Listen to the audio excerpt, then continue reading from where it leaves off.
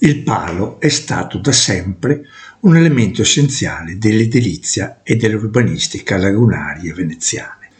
Il terreno sul quale è sorta Venezia è del tutto particolare.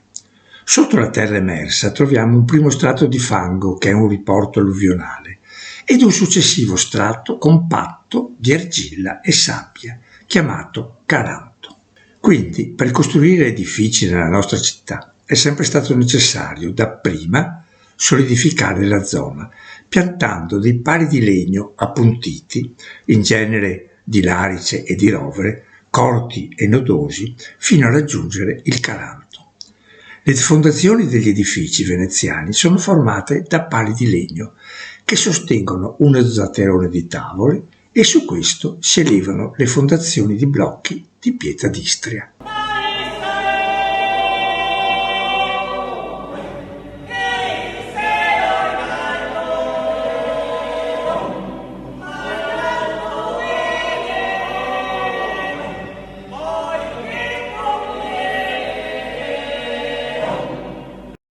O issa è issero in alto, ma in alto bene, poiché conviene.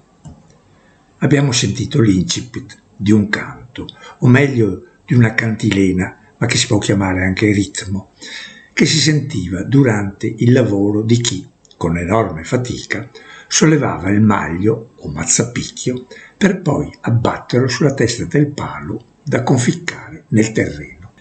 E questi lavoratori erano i battipali che durante i secoli contribuirono all'edificazione della nostra città. Chi iniziava e continuava il canto non era un battipalo, non si può fare un lavoro faticoso e contemporaneamente cantare, ma era il capomastro o il capobarca che con questo ritmo coordinava i movimenti di più addetti, 2 e anche 3.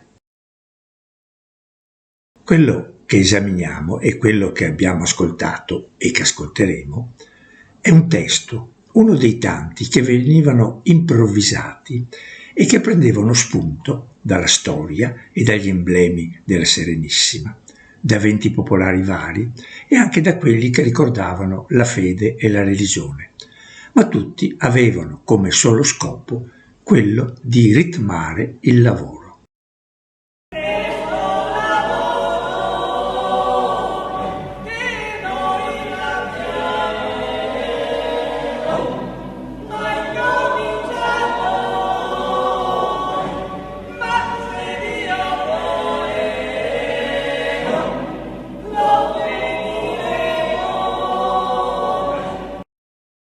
Giulio Pullet, letterato del XIX secolo, in una presentazione di un volume sui canti popolari veneziani, relativamente a questo canto, scrive: «Le canzoni dei battipali sono varie, ma tutte però convengono ad un dipresso negli stessi concetti, talché molte fra loro s'assomigliano.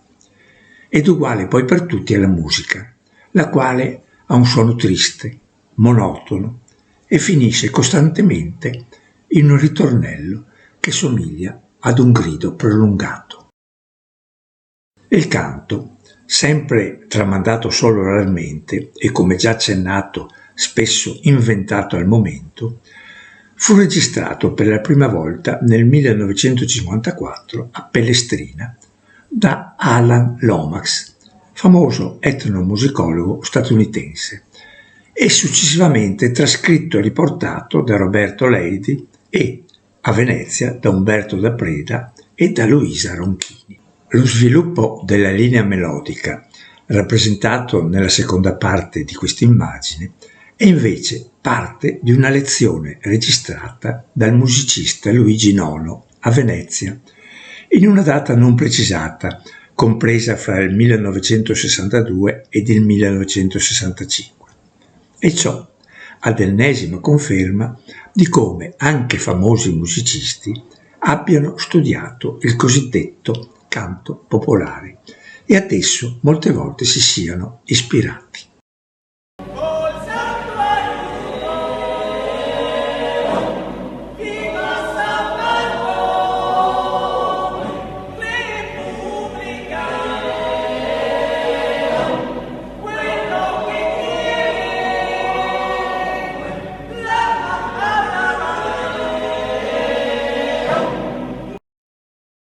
questi versi si richiama la figura del patrono, San Marco, e in particolare quello che nell'iconografia veneziana veniva raffigurato non con il Vangelo, ma con la spada, il che indicava il momento in cui Venezia non era in pace, ma in guerra, cosa che comprese gran parte del periodo millenario della storia della Serenissima.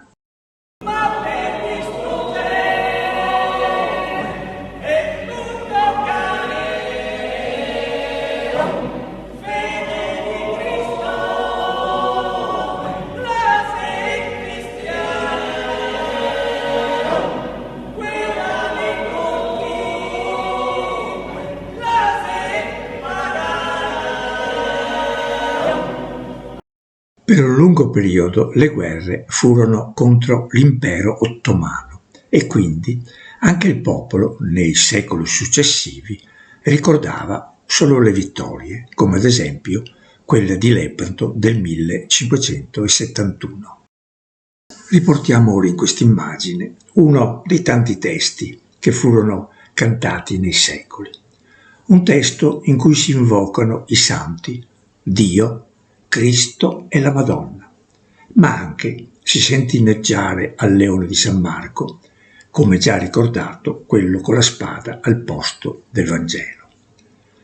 In altri non mancano i ricordi del glorioso arsenale, né per la bella piazza che c'è a San Marco, e neppure l'odio per i pagani, cani de mori o il turco cane.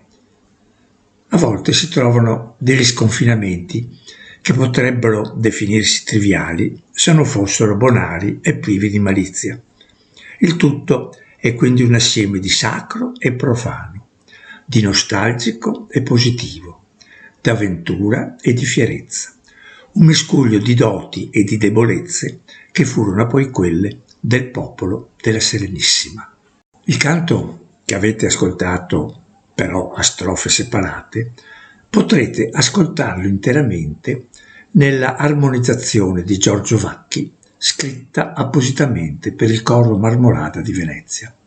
E questo lo potete fare accedendo al sito del coro e in particolare a questo link www.coromarmolada.it/youtube.htm.